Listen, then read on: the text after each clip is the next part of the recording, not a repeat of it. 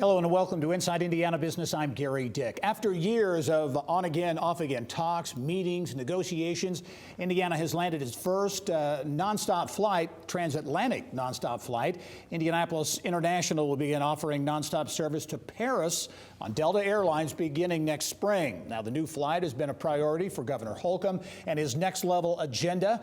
The airport estimates it could have a $50 million annual impact on the state's economy. For more on what this transatlantic flight means, I'm pleased to be joined by Indianapolis Airport Authority Executive Director Mario Rodriguez and Visit Indy CEO Leonard Hoops. And gentlemen, welcome to the program. Great to be here, Gary. Wonderful to be here. Mario, I'll start with you. It's getting a lot of attention. It's been a big focus for several years. Why is this nonstop to Paris so important? Well, it's got multiple things why it's important. It's important to connect us. It's the first transatlantic flight ever at the airport. So it connects us directly with scheduled service to Europe. And after you get to Europe, there's hundreds of destinations that you could get to right out of Charles de Gaulle. It also connects cargo, GE cargo, which is extremely important. It connects them with their components or their counterparts in Europe.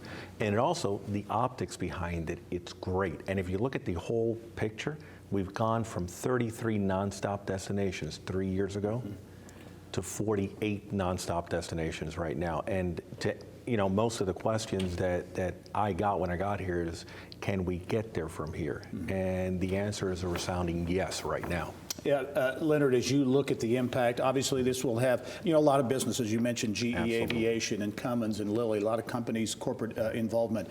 Convention business will be impacted too, but you bring up the point about the optics that this provides. Yeah, as Mario mentioned with the optics too, you're never going to get more bang for your buck than that first transatlantic flight. If we had 8, the 9th one doesn't have the same kind of impact, but when you don't have one, it really changes the perception a lot of people have about your destination. In the convention world, it's the difference between a second-tier and first-tier destination. So having that first flight, knowing you can get transatlantic nonstop, makes a huge difference for us. You were talking anecdotally to a couple of folks at the recent Gen Con convention who happen to be from Paris, and they seem pretty excited. Well, Gen Con's one of those examples that they're already here, but they've grown so substantially in the last decade. They're now collecting visitors from 50-plus countries. And I happened to meet 2 of them on the trade show floor who had just flown in from Paris, and they had multiple connections to get here. And they mentioned to me, it sure would be nice to have gotten here nonstop. And I said, well, maybe one day soon you will be. Yeah. Mario, in terms of how difficult it is to get one of these, I mean, these are coveted routes that don't just happen by happenstance. How much work, how much effort went into getting this? Oh, absolutely. It was an entire team effort. Obviously, IEDC, the mayor's office, our incredible board, Leonard Hoops, all of these folks coming together, and it's been a process of about 2 years. Remember, airlines used to be, it was doubtful whether they were a for-profit organization or not way back in the 80s, but now they are. So they have a certain amount of equipment, and they're putting their equipment in the right spots. What we did is we marketed Delta effectively. They came here. And what's the good part about it is that we do have something to market. Indianapolis and Indiana are fantastic. They're very marketable. And believe me, the flight would not be here if Delta would think that it wouldn't be full all the time. So it is going to be profitable for them. Yeah, and I know Jim Schellinger from IDC had a lot of conversations with Delta. The governor, this was a priority exactly. As well.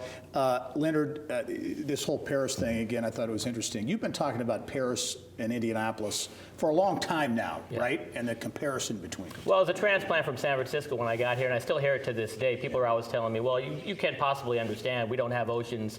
We don't have mountains. And my answer to the people who say that is pretty simple. Neither does Paris. Paris is a flat city. It's hundreds of miles from oceans in any direction. Doesn't have any mountains in the background. It's got a river that runs through it. It sounds a lot like Indianapolis. They do have a 2,000-year head start on us, so that's plenty of time. But Paris is a great example of how placemaking and culture building is what drives that destination. Yeah.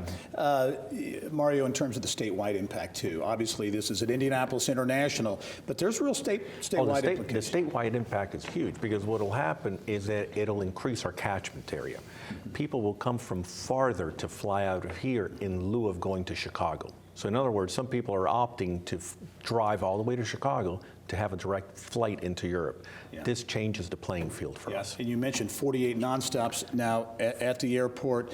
funding from the state for this. Also, still some money left for these regional airports. Absolutely. You know, the airport system works as a system, and it has to be viewed as a system. So Indiana is stronger because it has a system of airports. All right, very good. Mario Rodriguez from the Indianapolis International Airport, Leonard Hoops from Visit Indy. Thanks for joining us. A big story that rolls out again. Those flights begin in May, right before the race. Absolutely. Okay, good. We'll talk to you guys first soon. flight, 500. For the 500, yes. That's the first flight. 500. 500. Yes. Perfect. Thank you, guys.